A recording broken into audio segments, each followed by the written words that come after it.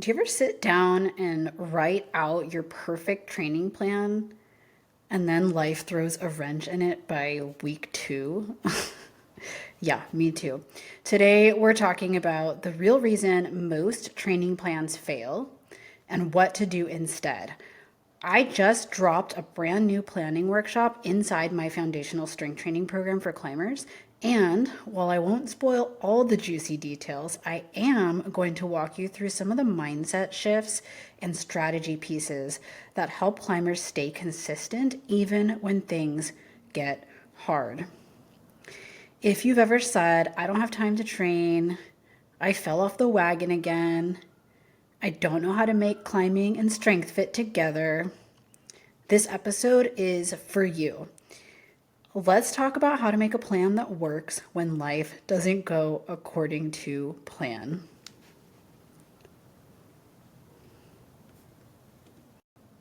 Welcome back to the podcast. We're going to talk about why most training. Welcome back to the podcast. We're going to talk about why most training plans fail. Most training plans fail because people build ideal plans and not realistic ones. They don't account for obstacles, or they think that encountering an obstacle means failure, or they completely quit their training program when they do encounter an obstacle. We plan like we're robots, but we're actually humans. I want to talk about a couple of examples that I've seen happen with clients. There are kind of a few different types that I'd like to talk about here. So example number one is the overcommitter. So the overcommitter, one of my clients came in super motivated. They just came off a break and wanted to get serious. So they built a 5-day-a-week strength plan with cardio, mobility, climbing, everything in it. It looked amazing on paper, but after week one, they missed a session, then two, then they ghosted their training program completely. When we talked, it wasn't about motivation. It was that the plan didn't match their actual schedule. They had a full-time job, 2 kids, and commutes to deal with. They made an ideal plan, but not a real one. Ideal plans assume nothing will go wrong, but realistic plans make space for being human. And let's face it, we're all humans here. So example number 2 of something that I see with a lot of clients that I consult, or people that join the program, or clients that I work with one-on-one, is the perfectionist reset loop.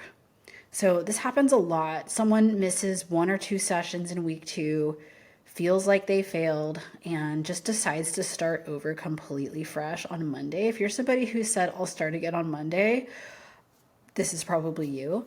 But then Monday comes and life gets busy again, and now they feel even further behind. So they never get back to it. The plan didn't fail. The expectation that it needed to be perfect did. If this sounds like you, definitely check out episode 12, the overcoming all or nothing thinking, because this is definitely a cognitive distortion that happens to a lot of people. It's black and white thinking, right? If I didn't follow the plan perfectly, then I'm not going to follow the plan or train at all. And that leads to inconsistency. That's not going to get you results in training, and it leads to burnout too.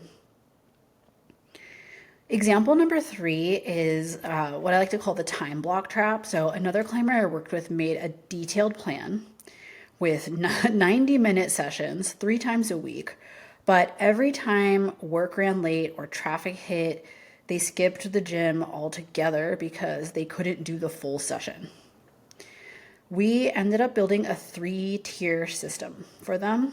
So what that is we built a system where they had a full session, the ideal full session, a condensed session, and a minimum viable lift. So even if they were able to go in and only do the first lift, the first compound movement, that was what they would do. Suddenly they were back in the groove because they had options. So instead of just skipping altogether because they couldn't do their full 90-minute session, they could do something, and that kept them on track.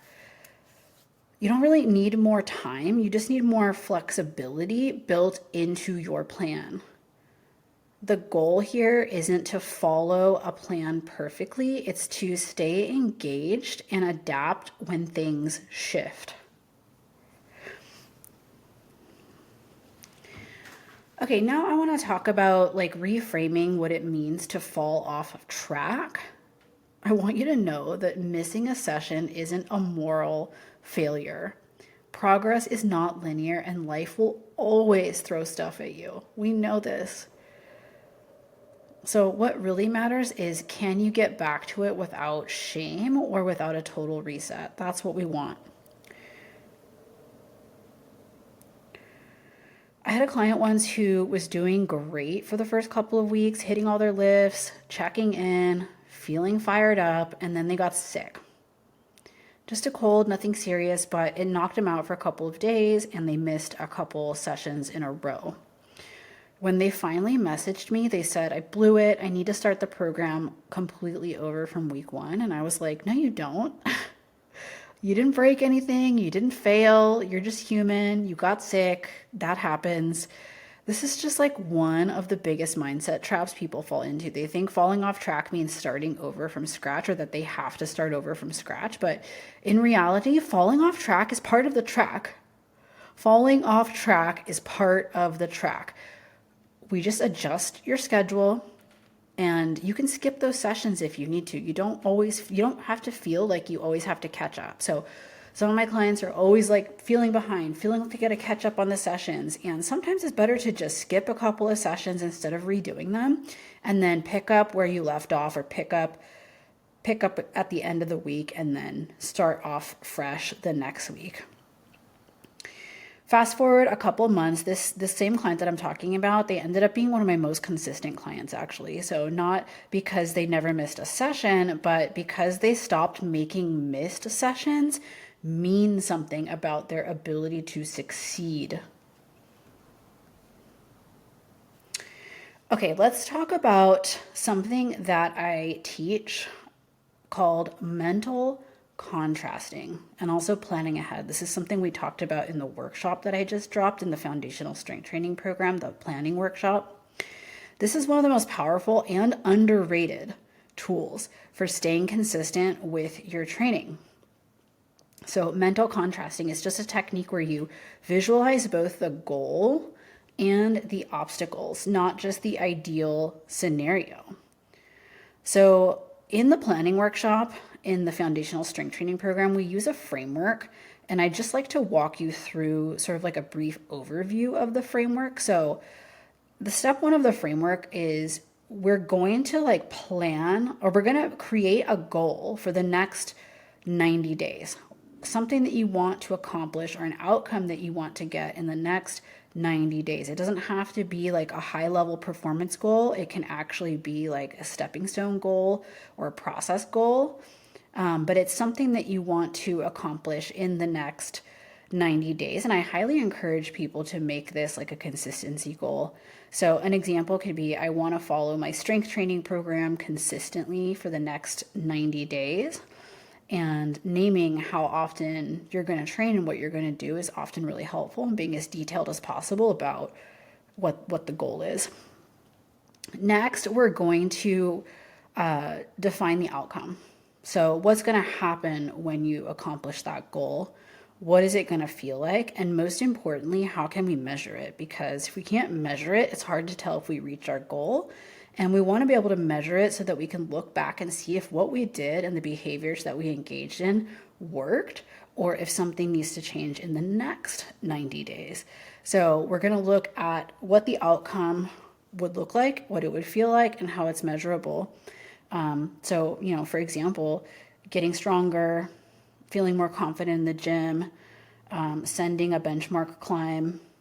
I think the more granular you can be about these, so, adding 20% to my bench press, feeling more confident in the gym is a great one. It's not like exactly measurable, but it's a feeling that people objectively can feel. And that's a fine goal too. And that's a fine outcome. For some people, like they're feeling the strength applying to the wall right away. And sometimes that manifests as them being able to climb stuff or feeling stronger on stuff that they didn't feel as strong on before the 90 days earlier. So benchmark climbs are really great for that. There's lots of examples of this, but basically we want to have an outcome that we can hopefully measure. And next, and this is the most important part of the framework, is identifying any obstacles that might come up that will prevent you from reaching your goal. So, for example, we want to look at the next 90 days of your training and identify like what's going to come up. Like, is your work schedule unpredictable? Do we need to plan for that? Do you have like a trip coming up? Is there a wedding that you're going to? Are your kids off school and now you're going to be you're going to have more caretaking duties? Do you have pet care duties? Are you taking care of like a parent or grandparent? There's so many things that can come up. Do you have a project at work? Is there a busy season at work? Like right now, as I'm recording this, it's tax season. So if you're a tax professional, which I have clients are, you're really busy right now. So identifying what's coming up in the next 90 days, pull out your calendar, look at it, what's coming up, so that we can plan around these obstacles. And sometimes we can't anticipate every obstacle. So sometimes it's like getting sick, getting injured, and we give you some ways to work around that in the workshop. We're not going to talk about it exactly here in this podcast, but those are also things that sometimes you want to think about. What are you going to do if you get sick? What are you going to do if you get injured? Having a backup plan is really important for that. Then we're going to make our plan. So we have a whole separate workshop for the actual planning portion in the foundational strength training program. But then we're going to have a plan of how we're going to overcome or how we're going to work around any obstacles that come up. So, if, like we mentioned earlier, if you're feeling too overwhelmed or you run out of time for your session, can we do an abbreviated session? Can we reschedule a session? Can we move it around on your schedule so that it happens, or change the time that from when we normally train to another time so that it can happen? If we're traveling, is there a hotel gym we can go to? Can we substitute out exercises for equipment that we'll have available to us there? There's so many ways that we can work around obstacles. If you get sick, what are you going to do? Are you going to start over and repeat the same week that you got sick in the middle of? If you get injured, are you going to modify exercises? What are you going to do? I think having a plan for that is really important. So that's part of what we're doing in that workshop. And that's something that you can do right now if you're listening. So see how different this is from just like sticking to a rigid plan. It bakes in flexibility and it bakes in self-compassion without having to stop training, without lowering your standards for your training. And we go way deeper into this kind of flexible planning inside the workshop, but what I just explained is like a solid framework that you can start using now. Remember, the goal is not perfect execution of your plan. The goal is make it as easy as possible to stay in the game. That's how you stay consistent. Okay, let's talk about what makes a plan actually work long term. If you've been on the all or nothing roller coaster, first of all, listen to episode 12 of the podcast, but you're not alone. One of the biggest shifts I see in clients who finally stick with strength training isn't that they suddenly try harder.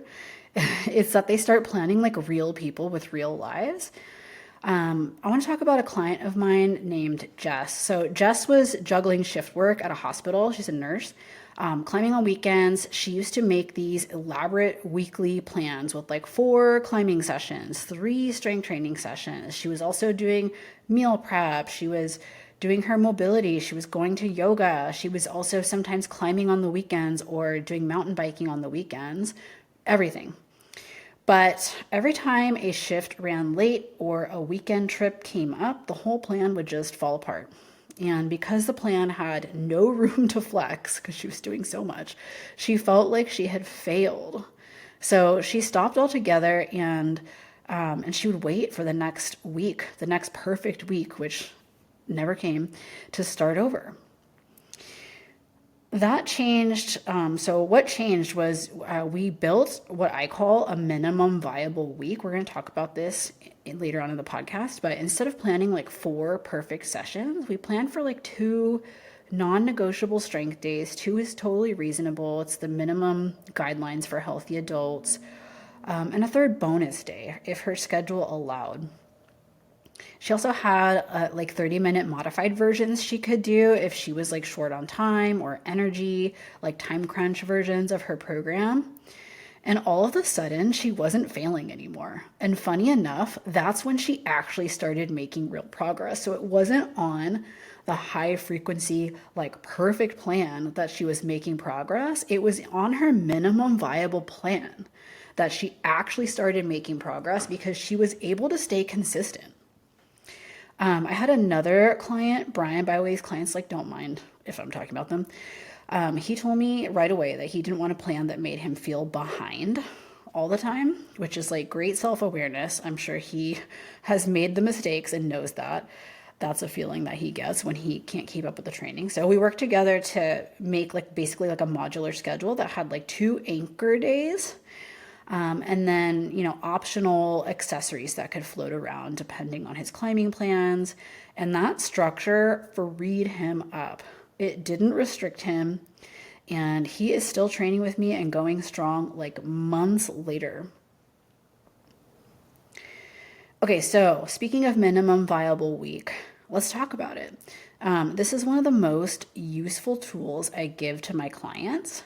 The minimum viable week. This is your bare minimum fallback training plan. The version of your week you can still do when life gets chaotic, when your motivation is low, or your schedule is completely unpredictable. You can do this plan on your worst week. I started using this with clients who felt like they had to like earn their full program by having a perfect week. So like those clients who like, if they didn't hit everything perfectly, they would start the plan over, which we don't want to do. But when we flipped the script and said, let's just build a version of this that you could stick to on your worst week, everything changed with my clients. I even do this with rehab clients because I want especially with rehab. Rehab's not really that different than training, you guys. And you've probably seen me make posts about this, but with rehab, it's even more important to stay consistent with your training. And if we try to build a plan that's the most ideal plan for the most ideal week, I started finding that clients would fall off. Clients would not stick to it. And so what I started doing was asking people like, okay, what is like the minimum viable plan we can create here? What feels like something you can do on your worst week with the equipment that you have? Because I want you to be able to do something that's sustainable so that you are checking off the boxes and that builds momentum and that keeps you consistent. So I do that with all of my clients because my goal as a coach or as like a rehab coach or any kind of coach of any of the programs that I work with clients in, is I want people to be consistent. And this is the best way to stay consistent. So here's kind of what it looks like. So instead of planning like 3 to 4 or 5 full sessions, and especially when it comes to like strength training, we can just choose like 1 or 2 non-negotiable lifts. So often we're going to pick stuff that's like compound movements, full body, really good bang for your buck exercises like squats and deadlifts. And then we can keep them short. So, 30 to 45 minutes max. And then accessories are optional, like the other supplementary and accessory exercises can be optional if you have time. Cardio is optional. If you do them, great. If not, no shame. You're at least getting like the bare minimum in. And then if time is like really short, we can build like express versions of programs, which I actually have in the foundational strength training program. We have a time crunch program that you can do for people who are short on time but still want to get strength training sessions in. Sometimes that just looks like doing the warm up and doing like 1 or 2 sets total that are hard, and that could be enough. Another tool that I really like to use is something called myo reps. I personally love myo reps. I think they're kind of fun. Sounds like a crazy word, but if you've never heard of them before, they're just a strength training technique that basically we use like an activation set, which is like a hard set that's like higher reps, followed by short rest, pause, like mini sets to maximize muscle fatigue and efficiency in a short amount of time. They're especially useful with limited time because it's over pretty fast. So basically what you would do, so here's an example of like myo reps that you could do. You could perform like an activation set. So the set might be something like 12 to 15 reps that end at about RPE 8. So you've got about 2 reps left in the tank before you might fail. Then you're going to rest for 20 to 30 seconds, or like some people will just do like 5 deep breaths, not very long. I'll set like an interval timer for this. And then you just repeat the same weight for 3 to 5 reps. So if you did like 15 reps, you'd probably do 5. If you did 12 reps, you'd probably do 3. And you just keep going until you get less than 3 reps, or 2 reps less than your first set, basically, if you're doing 5. So if you're doing 5s and now you can only do 3, the set is over. And it happens really fast. Typically, it's going to happen in like less than 7 sets for people, for the most part, if we're being accurate about the top set. And it's a great way to train that saves time. It's basically like a kind of a cluster set. So, I mean, all of this is just like not about building shitty programs or lowering the bar. It's really just about like protecting your training momentum, because that's what's going to help you stay excited about your training and stay consistent. If you feel like you're being really consistent, if you feel like you're checking off the boxes, you've got that momentum. And all of my clients that feel like that and don't feel defeated or like they're falling behind end up doing way better. One of my other clients, Nate, works in tech, and he has 2 kids. And he told me flat out, like, he was signing up for the foundational strength training program, and he told me flat out, like, if these sessions are like longer than 60 minutes every week, it's just not going to happen for me. So, we talked about how he could have a minimum viable week, in that the time crunch program, or that like the level 1 foundational strength training program, which is, there's level 1 and level 2, and they both have 2-day per week options. There's also the in-season strength program, which has 1 or 2-day options. And basically what you're going to end up doing is just like probably about 2 40-minute lifts, 45-minute lifts, maybe a little bit longer if it takes you longer to warm up. And then, he decided to do 1 optional 20-minute conditioning session that he could do at home. He has like a cardio bike at home that he can use. And we talked about like a clear plan for like, and we talked about this in the workshop too, of like what parts of the session you can skip if days are really crazy. So we talked about it earlier, like the way that I program is I will typically put the most important exercise first and put them in order that I want people to do them. So if you're only able to do like the first or second exercise, those are the priority exercises anyways, and at least you got something done. So we talked about that, and he ended up sticking with that framework for a full product launch at work and during a week where his kid got sick. And he still hit PRs later in that cycle. So the secret isn't to never miss. It's to have a plan that gives you a way to win even when life sucks. And inside the foundational strength training program, I walk folks through exactly how to build their minimum viable week and in the planning workshop. And we also have programs that will fit schedules like this. You don't even have to think about it. You can just follow the program. Because if you have like a fallback version of your week, or you're on a minimum viable plan, you're always going to have a way forward. You're always going to be able to make progress because it fits in with your schedule. So the best plan isn't the one that looks good on paper. It's the one you can actually follow. I hope you guys are getting that takeaway by now, especially when things get messy, and life's going to get messy because we're humans with messy lives. And it's more important to be consistent than it is to be perfect. And if everybody here everybody listening just did a minimum viable program and were consistent and didn't worry about perfection, you'd be so much further along in your training than you are now. And I think that having realistic expectations around training leads to less burnout in training.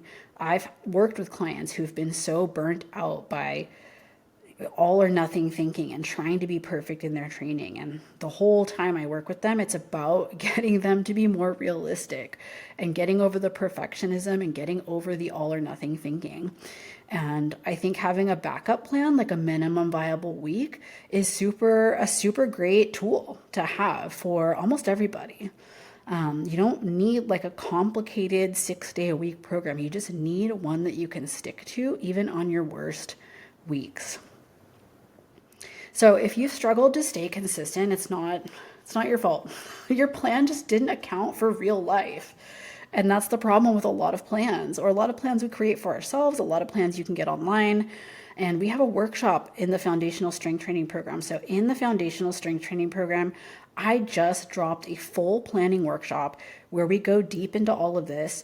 We help you build a flexible, adaptive plan. We give you flexible, adaptive plans that you can actually stick with. And we give you weekly templates so you know it's not a climbing program, it's a strength program, but we're going to tell you how to organize your week. We give you templates for how to organize your week around your climbing training and everything else. So if that sounds like something you need, now is the time to jump in. I have the link in the show notes. You can find the link on my Instagram or on my website. And even if you don't join, I hope that the frameworks and the things that we talked about in this episode were helpful for you. I hope you got something from it. If you did, DM me on Instagram, comment on Instagram, let me know, because I love to hear when these episodes are helpful for people. And jump in the program if you want a program that is already planned out for you with climbing in mind. It's for climbers, and it's a program it's multiple programs that are taking into consideration that you're a climber, you're going to be climbing, you have a busy schedule. And like I said, we have so many different options in the program for programs that you can follow, all the way from 1 to 3 days a week. And we have an in-season program that's designed for you to maintain your strength during climbing season. We have the time crunch program for people who don't have a lot of time. And we have the full level 1, level 2, 3-day programs if you want to go all in.